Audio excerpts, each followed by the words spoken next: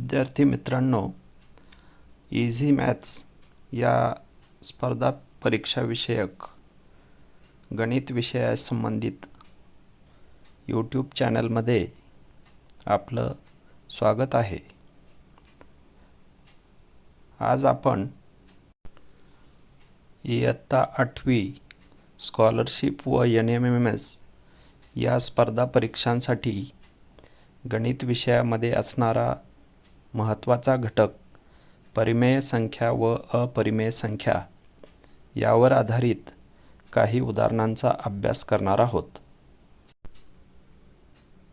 चला तर मग आपण उदाहरणे पाहूया. पहिलं उदाहरण आहे ऋण 16/21 भागिले ऋण 4/3 बरोबर किती. या ठिकाणी आपणास 4 पर्याय दिलेले आहेत. या 4 पर्यायांचं निरीक्षण केलं असता आपणास असं दिसून येतं की ऋण 16/21 भागिले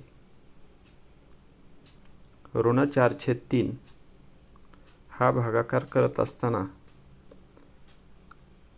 ऋण 16/21 भागिलेचं आपण जर गुणिले केलं तर पुढील संख्येची गुणाकार व्यस्त लिहिली जाते, तर ती येईल ऋण 3/4. ऋण संख्यांचा गुणाकार हा धन येतो, त्यामुळे या ठिकाणी आपण भाग दिले असता उत्तर आपलं धनसंख्या येणार आहे. इथं 4 1 4 4 चौक 16 आणि 3 1 3 3 7 21 अंशस्थानी 4 1 4 छेदस्थानी 7 1 7 म्हणजेच या ठिकाणी पर्याय क्रमांक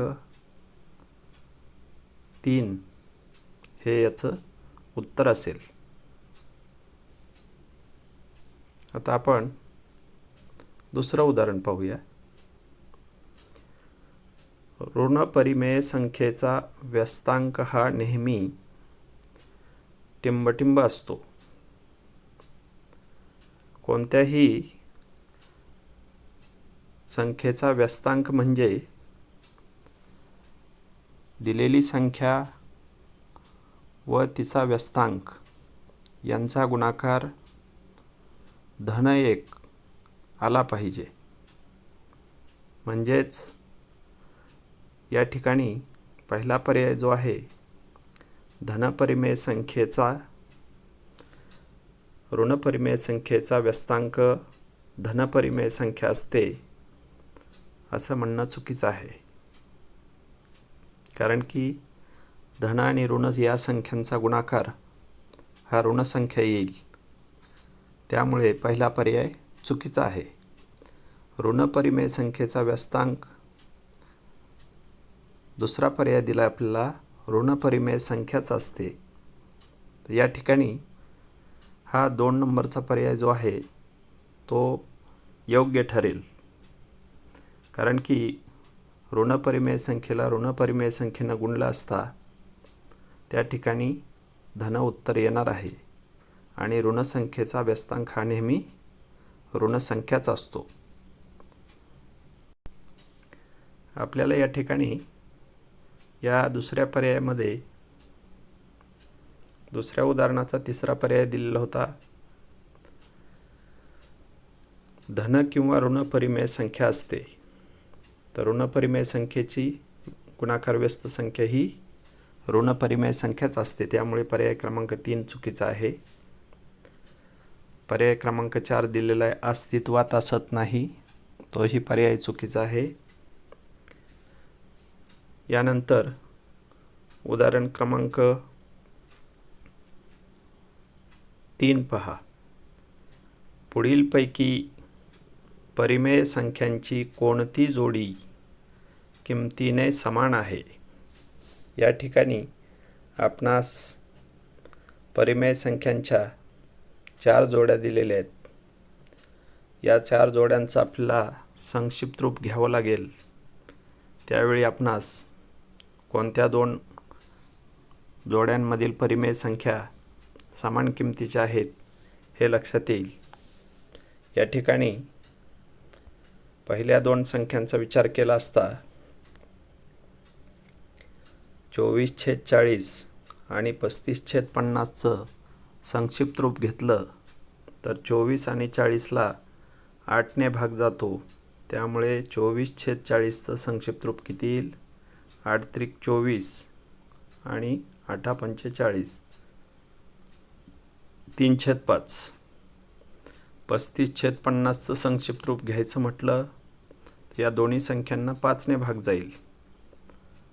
तर 5 7 35 आणि 5 10 50. म्हणजे या दोन संख्यांची संक्षिप्त रूपं घेतली असता ती 3/5 व 7/10 येतात. म्हणजेच या दोन संख्या किमतीनं समान नाहीत. दुसऱ्या पर्यायाचा विचार केल्यास दोन्ही संख्या ऋण दिलेल्या आहेत, परंतु दोन्हीचं संक्षिप्त रूप समान आल्याशिवाय त्या दोन्हींची किंमत समान होणार नाही. पहिल्या संख्येचं संक्षिप्त रूप काय येईल पहा. 25/35. दोन्ही संख्या 5च्या पटीतील आहेत, तर ऋण 5/7 ऋण 5/7 5 भाग जाईल या संख्येला. पहिल्या संख्येत संक्षिप्त रूप ऋण 5/7 येईल. दुसऱ्या संख्येचं निरीक्षण केलं असता 55 आणि 77 या दोन्ही संख्या 11च्या पटीतील आहेत. म्हणजेच ही संख्या ऋण 55/77 आहे आणि तिला 11नं भाग दिला असता 11 5 55 आणि 11 7 77. ही देखील संख्या ऋण असल्यामुळं ते ऋणचिन्ह आपण अंशस्थानी देऊ शकतो. त्यामुळं या ठिकाणी दोन्ही संख्यांची संक्षिप्त रूपं समान आलेली आहेत दुसऱ्या पर्यायामध्ये. म्हणून आपल्याला या ठिकाणी पर्याय क्रमांक 2 हे याचं उत्तर असेल. आता उदाहरण क्रमांक 4 पहा. पुढीलपैकी सर्वात लहान परिमेय संख्या कोणती? आपल्याला माहीत आहे विद्यार्थी मित्रांनो की सर्व धनसंख्या ह्या सर्व ऋणसंख्यांपेक्षा मोठ्या असतात. त्यामुळे पहिली संख्या धन असल्यामुळं आणि तिसरी संख्या अंश व छेद दोन्ही ऋण असल्यामुळं या दोन्ही संख्यांची किंमत धनसंख्या आहे. त्यामुळं या दोन्ही संख्या पर्याय क्रमांक 2 व 4 मधील संख्यांपेक्षा मोठ्या आहेत. आपण पर्याय क्रमांक 2 आणि 4चा विचार करूया. तर या ठिकाणी ऋण 5/6 या संख्येचं जर आपण दशांश रूप घेतलं तर ते 5ला 6नं भागला असता ऋण 0.6 असं येईल. 5ला जर आपण 6नं भाग दिला तर 0.6, परंतु ही संख्या ऋण आहे म्हणून ऋण 0.6 येईल. आणि चौथ्या संख्येचं दशांश रूपामध्ये संक्षिप्त रूप द्यायचं म्हटलं तर ते 11/24 म्हणजेच 11ला जर आपण 24नं भाग दिला तर या ठिकाणी ऋणसंख्येमध्ये उत्तर आपणास ऋण 0.11ला भाग जात नसल्यामुळं आपण पॉईंट देऊन 11वर 0 घेऊन 110 होईल आणि 24 चौक 96 असा भाग बसेल. म्हणजेच या ठिकाणी पर्याय क्रमांक 2चे उत्तर 0.6 0 पुढे येईल आणि पर्याय क्रमांक 4चंच दशांश रूपामधलं रूप जर पाहिलं आपण तर ते 0.4 येतं. या दोन्ही संख्या ऋण आहेत. यामधील 0.4 ही संख्या 0.6 पेक्षा धन असताना लहान आहे, परंतु ह्या दोन्ही संख्या ऋण असल्यामुळं 0.4 ही संख्या 0.6 पेक्षा मोठी आहे. म्हणजेच सर्वात लहान परिमेय संख्या आपणास या ठिकाणी पर्याय क्रमांक 2 मधली मिळते. त्यामुळं पर्याय क्रमांक 2 ही संख्या सर्वात लहान आहे. यानंतर पुढील उदाहरण आहे 3/8 मध्ये कोणती संख्या मिळवावी म्हणजे उत्तर -1/24 येईल. या ठिकाणी आपणास 4 पर्याय दिलेले आहेत, पण प्रत्यक्षात विद्यार्थी मित्रांनो याचं उत्तर मिळवण्यासाठी आपण ती संख्या x मानून सोडवल्यास आपणास निश्चितच लवकर आणि योग्य उत्तर मिळू शकेल. या ठिकाणी आपण 3/8 मध्ये समजा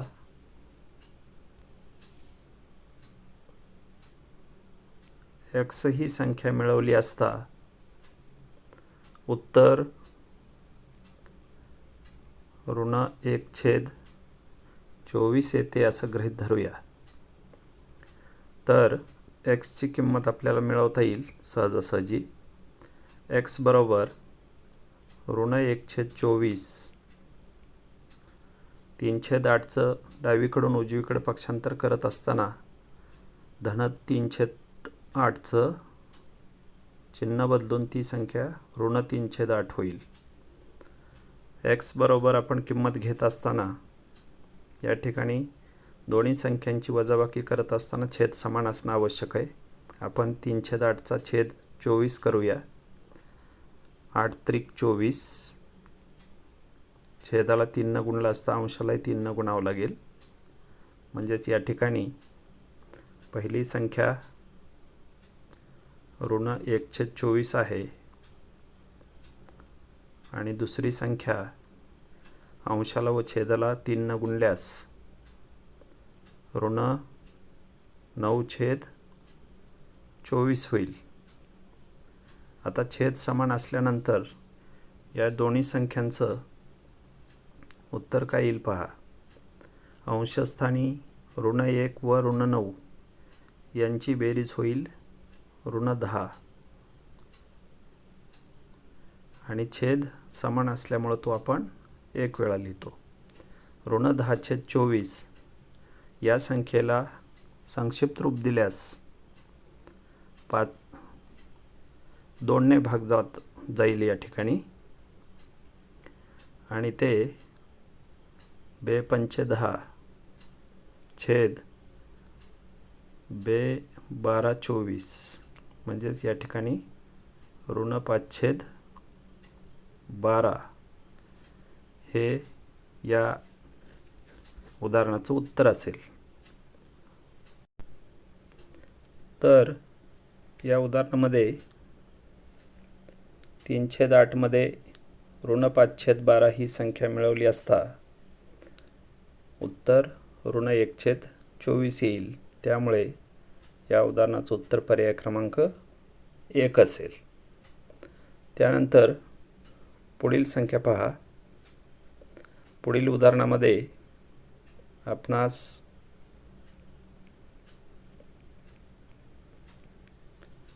एक दशांश रूपातील संख्या दिलेली आहे. ही संख्या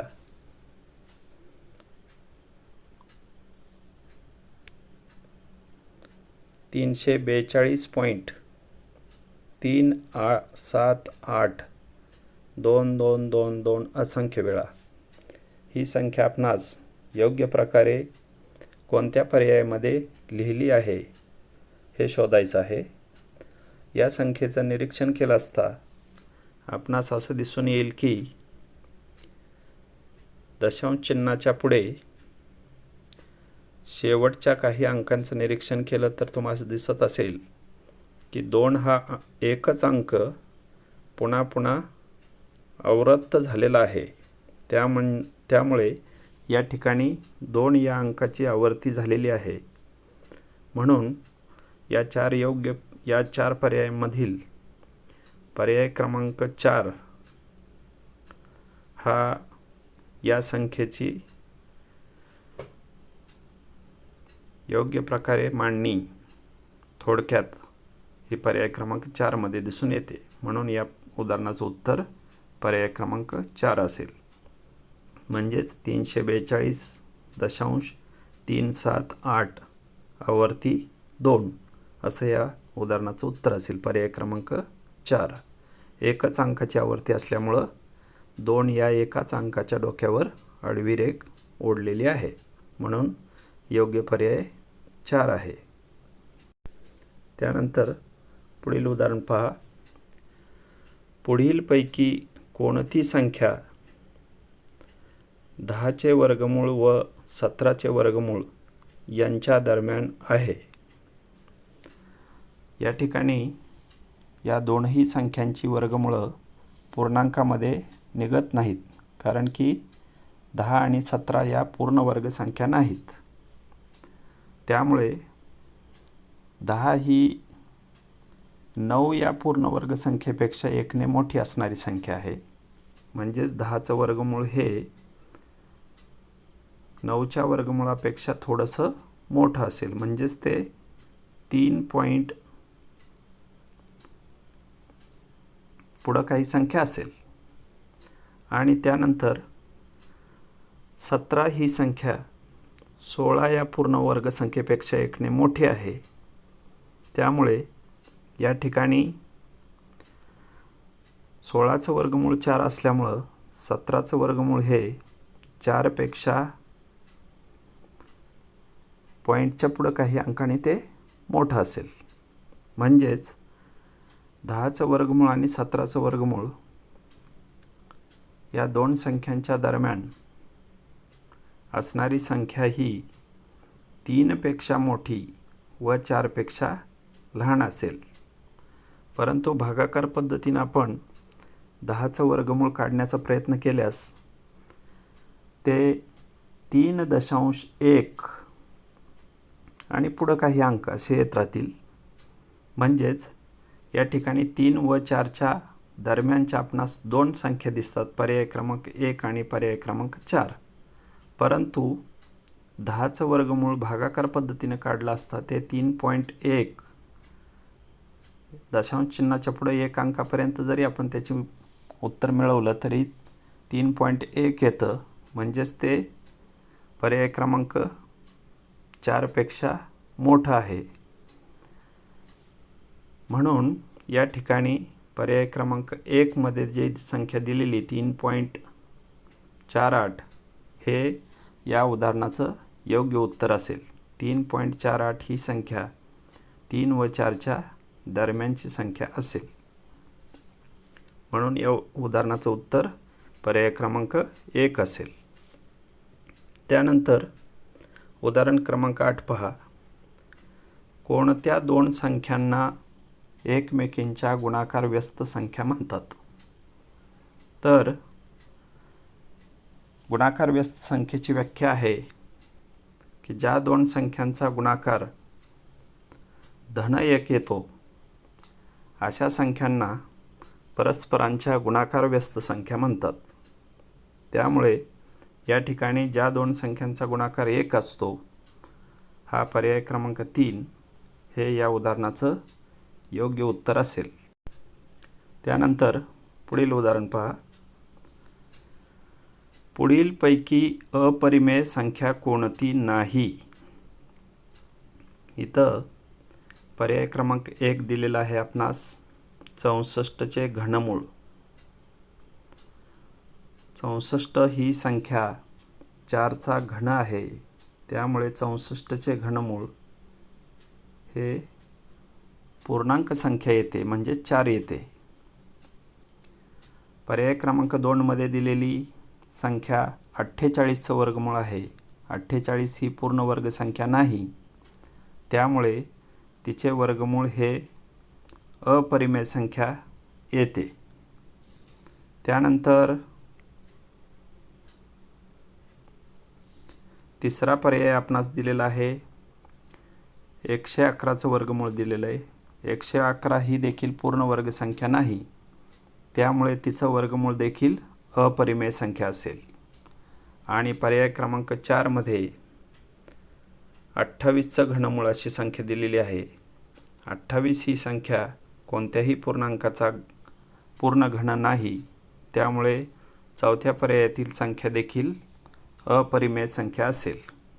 त्यामुळं या ठिकाणी पर्याय क्रमांक 1 मध्ये जी संख्या आपणास दिलेली आहे 64चे घनमूळ, तिचं उत्तर आपल्याला पूर्णांकामध्ये 4 मिळतं. म्हणून पर्याय क्रमांक 1 मध्ये असलेली संख्या 64चे घनमूळ ही परिमेय संख्या आहे, म्हणजेच ती अपरिमेय संख्या नाही. त्यानंतर पुढील उदाहरण पहा.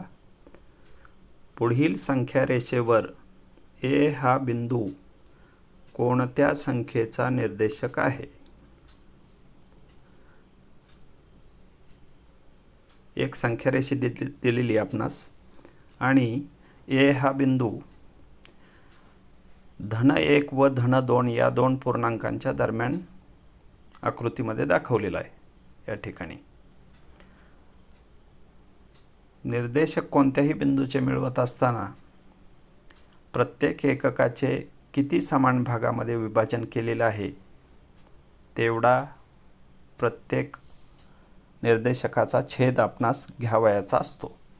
या ठिकाणी 0 आणि 1 या एक एककाचा विचार केल्यास त्याचे 1, 2 आणि 3 भागात विभाजन केलेलं आहे. म्हणजेच आपण 0च्या पुढे पहिला जो भाग आहे त्याचा निर्देशक 1/3,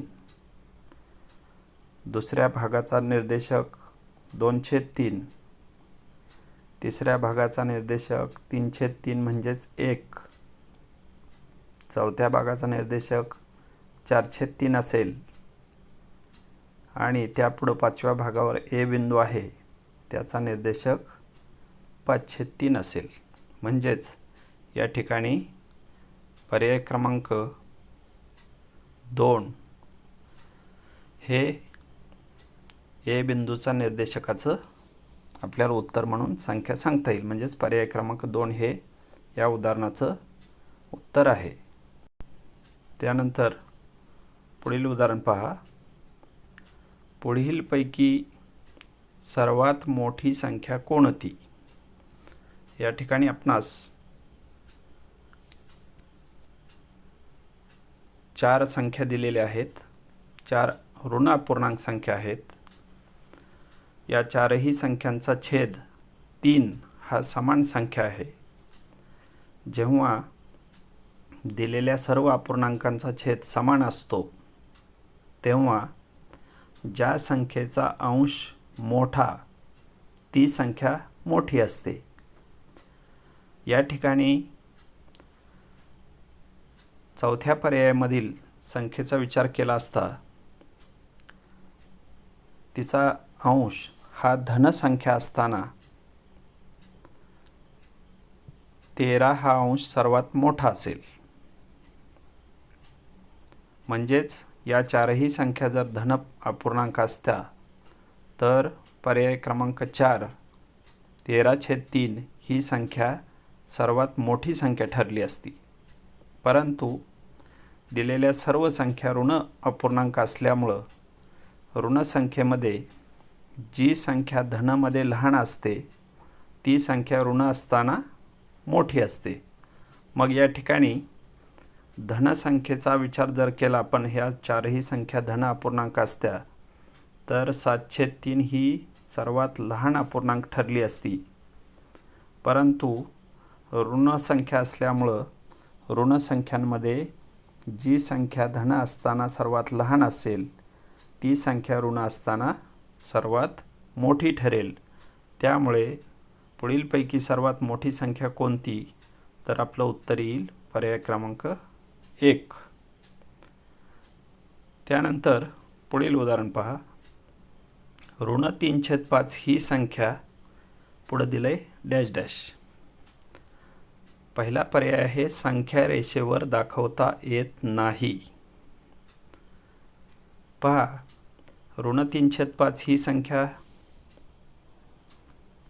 परिमेय संख्या आहे, त्यामुळे ती संख्या रेषेवर दाखवता येत नाही असं म्हणणं चुकीचं आहे.